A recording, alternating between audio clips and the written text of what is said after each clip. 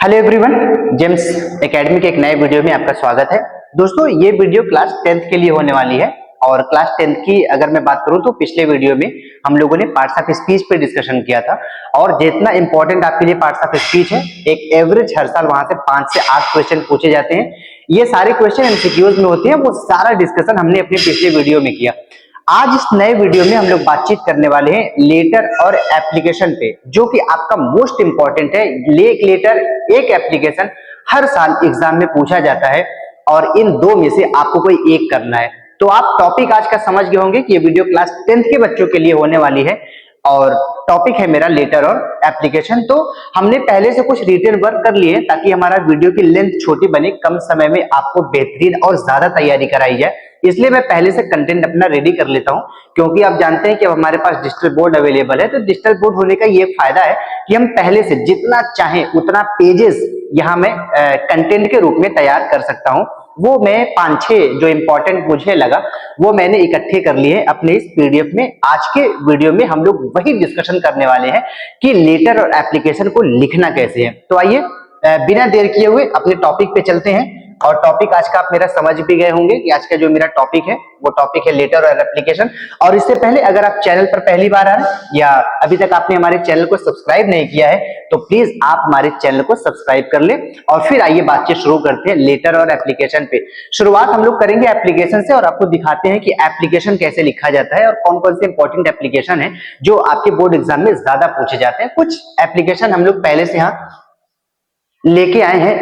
दोस्तों, आइए पहले लेटर पे डिस्कशन किया जाए। इस पीडीएफ में मैंने कुल 5-6 लेटर एप्लीकेशन को इकट्ठा किया है और पहला अगर आप देखेंगे ध्यान से तो पहला मेरा एप्लीकेशन है। क्या है साहब? एप्लीकेशन है।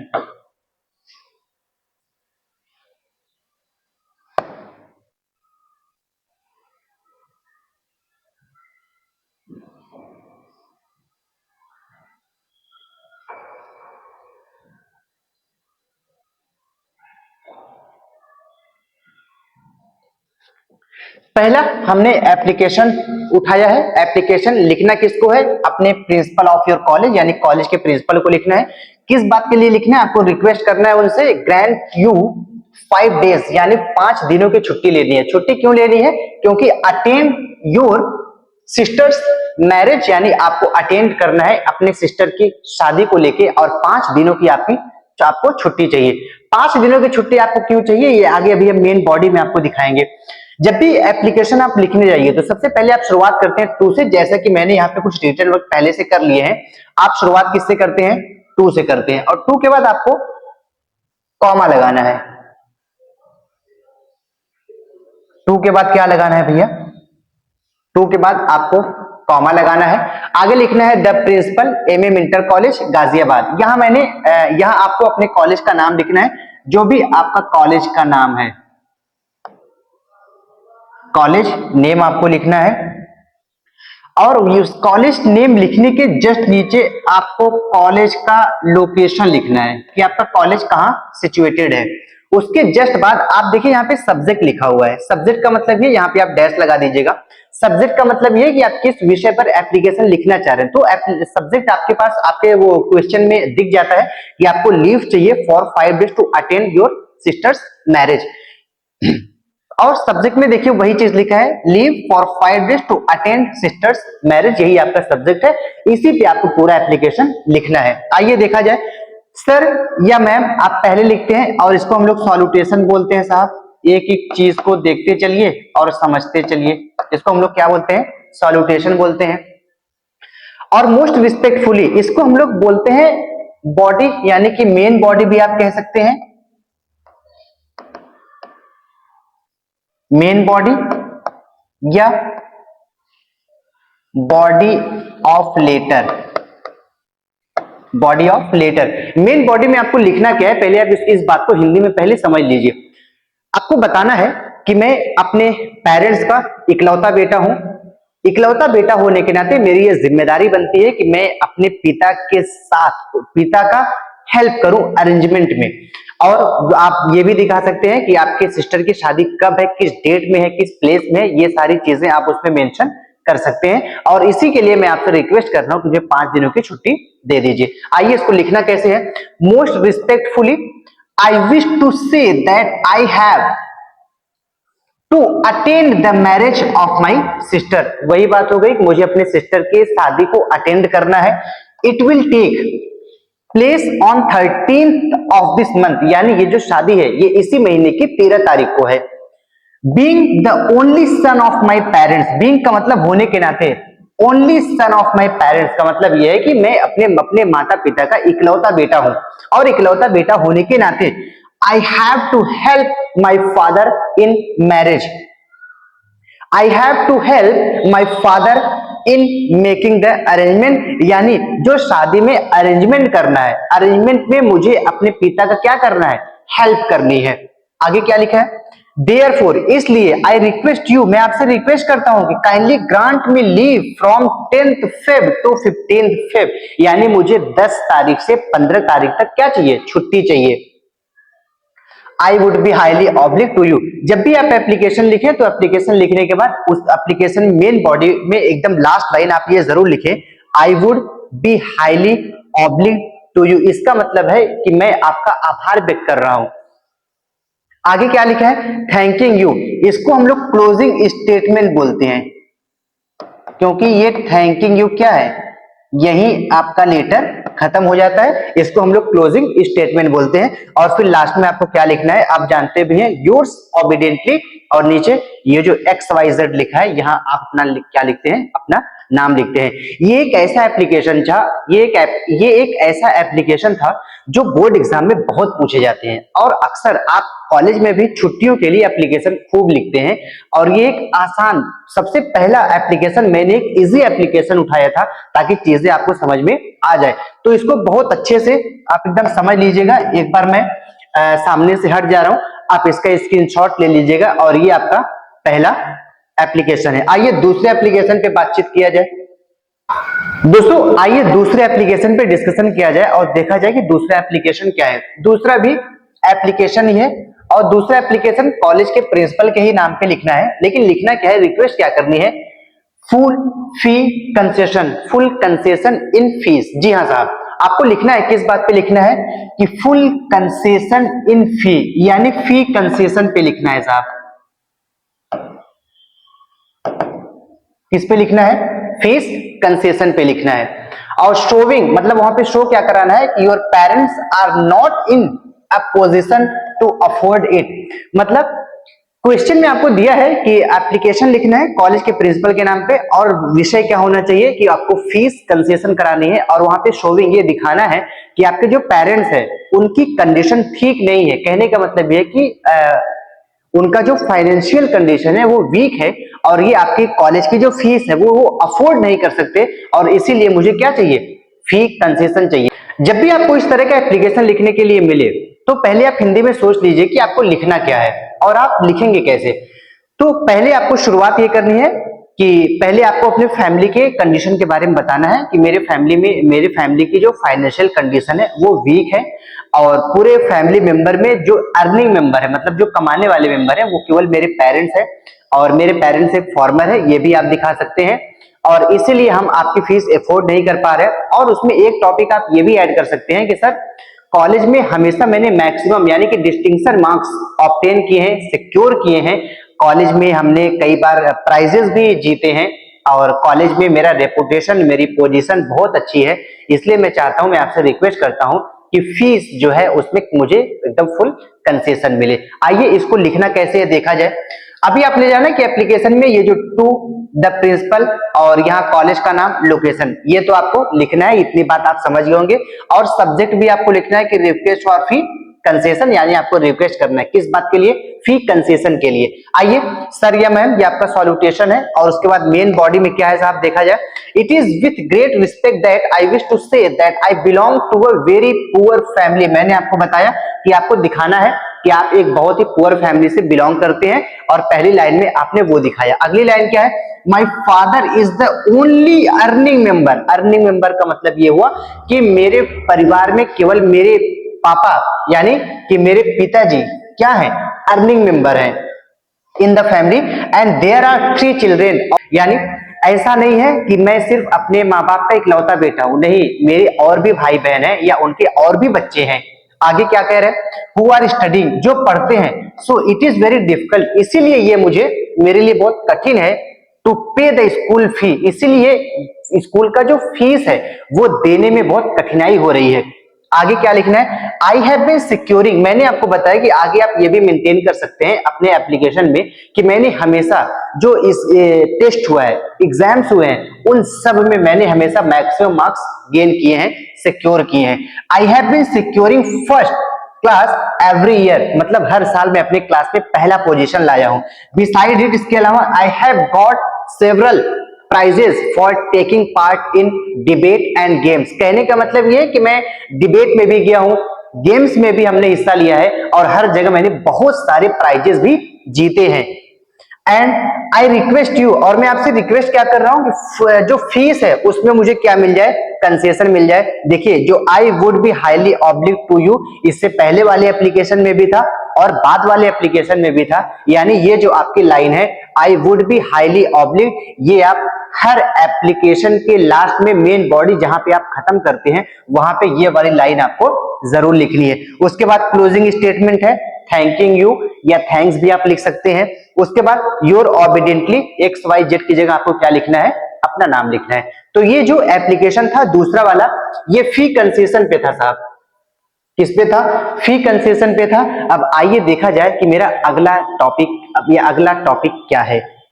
इसके बाद जो अगला क्वेश्चन है वो भी एप्लीकेशन ही आपको लिखने हैं। वो क्या लिखना है साहब, एप्लीकेशन ही लिखना है। और एप्लीकेशन किस बात पे लिखनी है, कॉलेज के प्रिंसिपल को ही लिखना है। रिक्वेस्ट करना है किस बात के लिए, make regular arrangement for evening games, इसका मतलब ये स्पोर्ट्स से रिलेटेड है, इसका मतलब ये स्पोर्ट्स से रिलेटेड है। और स्पोर्ट्स से रिलेटेड जो एग्जाम में आपको सवाल मिलता है और स्पोर्ट्स से रिलेटेड एक एप्लीकेशन आपको एग्जाम में जरूर मिलता है, ये आपका इंपॉर्टेंट एप्लीकेशन है। इस चीज को आइए देखा जाए कि लिखना कैसे है। आप अब समझ गए होंगे कि एप्लीकेशन मुझे कैसे लिखना है, टू द प्रिंसिपल और उसके बाद कॉलेज का नाम, लोकेशन, सब्जेक्ट, सैल्यूटेशन, इतना तो आप समझ गए होंगे। इसके बाद मेन बॉडी ही आपका सबसे इंपॉर्टेंट जो एक्सपेक्टेशन होता है वो मेन बॉडी होता है कि मेन बॉडी में आप क्या लिख रहे हैं।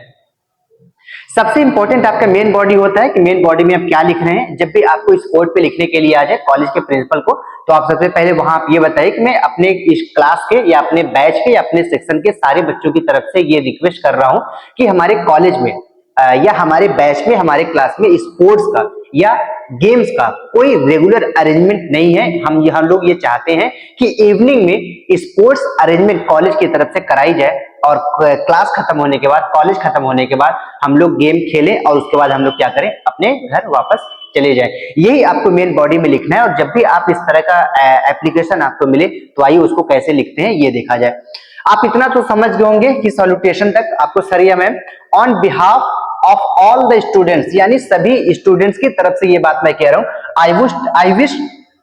आई wish to bring to your notice that many students want to play cricket. और क्या क्या है भैया, क्रिकेट एंड फुटबॉल।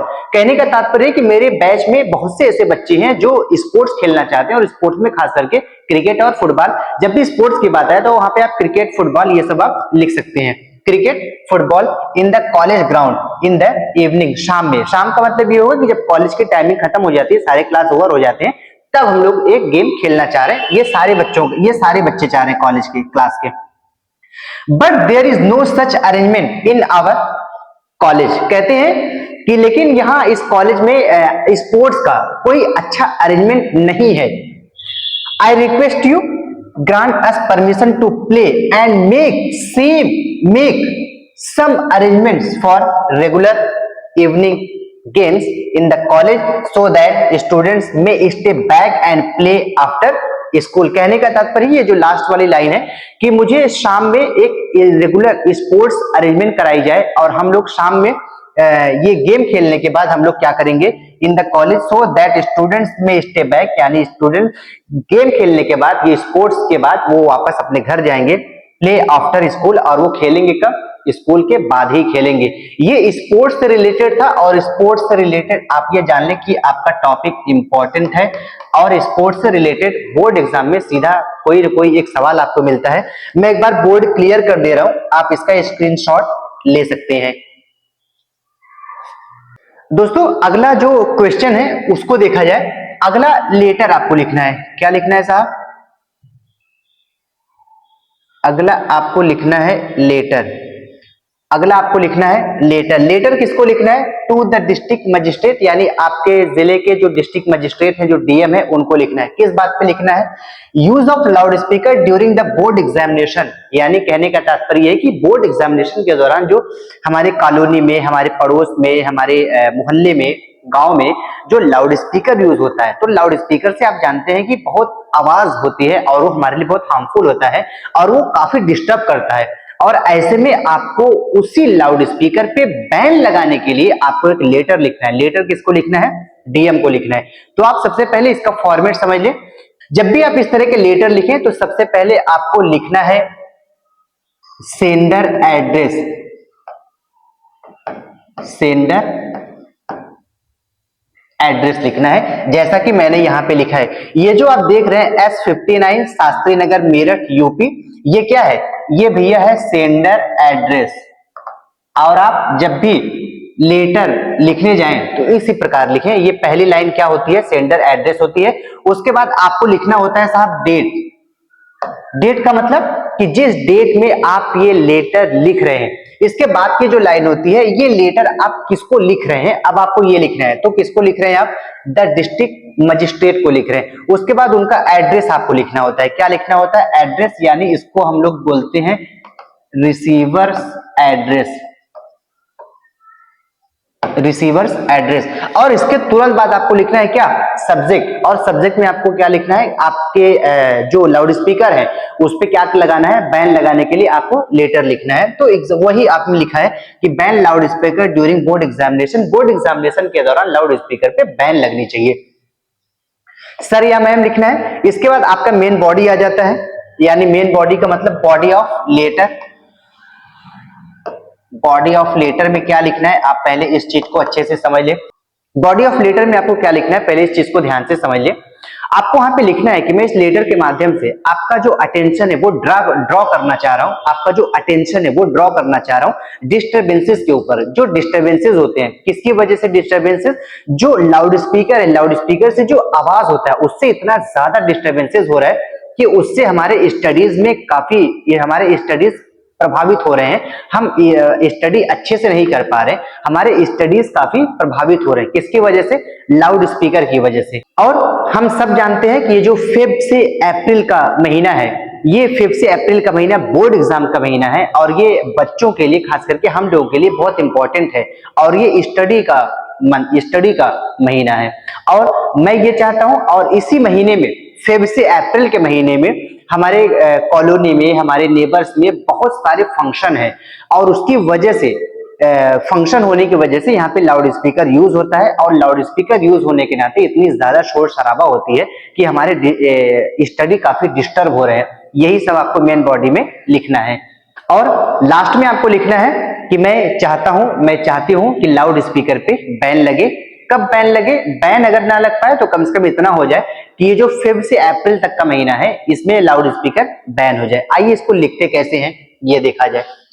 अब आपको लिखना है कि through the medium of this letter. इसका मतलब ये है कि इस लेटर के माध्यम से I wish to draw your attention, आपका अटेंशन मैं किसकी तरफ ले आना चाहता हूं? टुवर्ड डिस्टर्बेंस क्रिएटेड, मतलब जो डिस्टर्बेंसेस होते हैं और क्रिएटेड बाय लाउड स्पीकर। और ये डिस्टर्बेंसेस किसकी वजह से होते हैं? लाउड स्पीकर की वजह से होते हैं during the board examination. As you know, हम सब जानते हैं कि फेब से अप्रैल का जो महीना होता है वो ड्यूरेशन ऑफ क्या है? बोर्ड एग्जामिनेशन, यानी वो बोर्ड एग्जामिनेशन का ड्यूरेशन है। ड्यूरिंग दिस टाइम, इस दौरान, there are several functions going on in our neighbours. Neighbours की जगह आप एरिया भी लिख सकते हैं या आप कॉलोनी भी लिख सकते हैं। और हमारे कॉलोनी में इस समय बहुत ज्यादा फंक्शन है।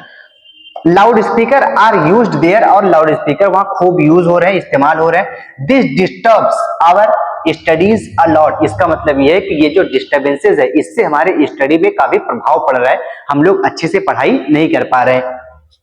आगे आपको क्या लिखना है, आई रिक्वेस्ट यू, क्या रिक्वेस्ट किया जा रहा है, kindly ban the use of loud speaker during exam time. कहने का तात्पर्य है कि अगर लाउड स्पीकर पे बैन ना लग पाए परमानेंटली तो कम से कम इतना हो जाए कि जो मेरा फेब से अप्रैल तक का महीना है, जो मेरा बोर्ड एग्जाम का महीना है, इसमें लाउड स्पीकर पर बैन लग जाए तो हम लोग अपनी पढ़ाई अच्छे से कर सकते हैं। अपने बोर्ड एग्जाम की प्रिपरेशन में हम लोगों को कोई डिस्टर्बेंसेस नहीं होगा, हमारे बोर्ड एग्जाम की प्रिपरेशन अच्छे से हो जाएगी। लास्ट में आपको क्या लिखना है, क्लोजिंग स्टेटमेंट यहां भी आपको लिखना है थैंकिंग यू। और लास्ट में ये एक बात का ध्यान रखिएगा कि हम लोग लेटर में ऑबिडेंटली नहीं लिखते हैं, वो केवल एप्लीकेशन में लिखते हैं। यहाँ आप फैथफुली लिख सकते हैं, सिंसियरली लिख सकते हैं, और लास्ट में XYZ का मतलब क्या है, आपको अपना नाम है। कभी कभी अगर आप यहाँ देखेंगे तो ब्रैकेट में कुछ लिखा हुआ है, do not right your name, अपना नाम आपको नहीं लिखना है, तो आप ABC या XYZ करके आप क्या कर दीजिए, छोड़ दीजिए। तो ये एक लेटर था, और ये लेटर था लाउड स्पीकर पर बैन लगाने के लिए। किसको लिखना था, DM को लिखना था। और ये जो फॉर्मेट अभी आपने देखा है, इस तरह के फॉर्मेट अगर आप एक अच्छे से तैयार कर ले तो इससे रिलेटेड आपके कई लेटर तैयार हो सकते हैं। जैसे कई बार आपसे बोर्ड एग्जाम में यह भी पूछा जाता है कि अपने चेयरमैन को या अपने मेयर को या नगर पालिका को एक लेटर लिखे कि आपके कॉलोनी में सफाई का सैनिटरी कंडीशन बहुत बुरा है, सैनिटरी कंडीशन अच्छी नहीं है, सैनिटरी की जो कंडीशन है वो बहुत बुरा है। और कई बार आपसे ये भी कहा जाता है कि किसी न्यूज़पेपर के एडिटर को आप ये लिखिए कि जो आपके कॉलोनी में इलेक्ट्रिसिटी है, इलेक्ट्रिसिटी की व्यवस्था अच्छी नहीं है।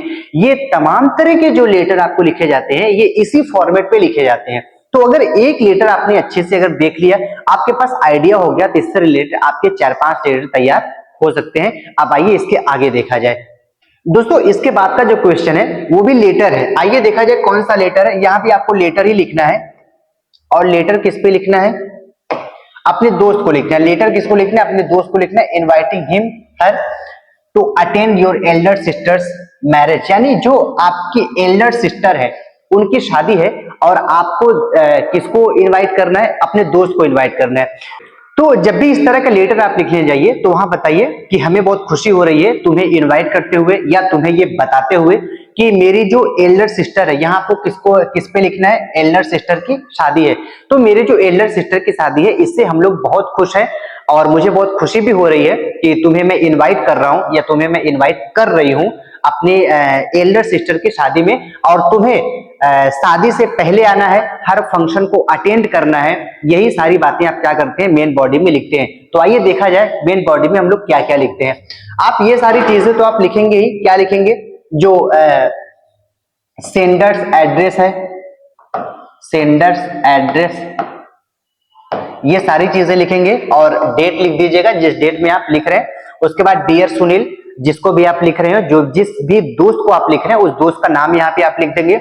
आगे लिखेंगे I am very glad to invite to my elder brother, elder your elder sister. देखिए भैया यहां जब सिस्टर है तो यहाँ पे सिस्टर होगा, इस बात का ध्यान रखिएगा। यहां आप सिस्टर कर लीजिएगा, क्या कर लेंगे, सिस्टर। या एक काम आप ये करिएगा कि